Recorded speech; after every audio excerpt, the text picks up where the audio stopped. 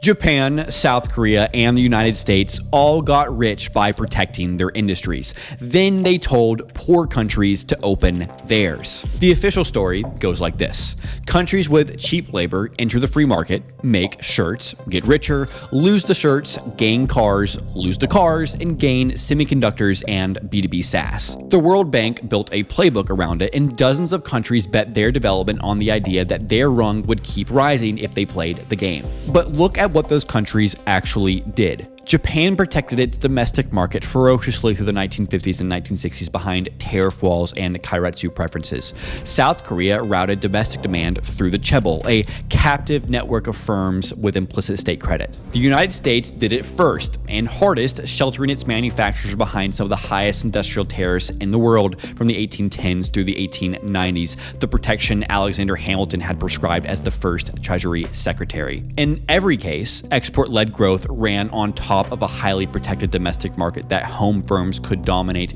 before facing global competition. The Washington Consensus told the countries that arrived after 1990 to skip that step. Compete globally on cost through open market export platforms. No protection, no captive first market.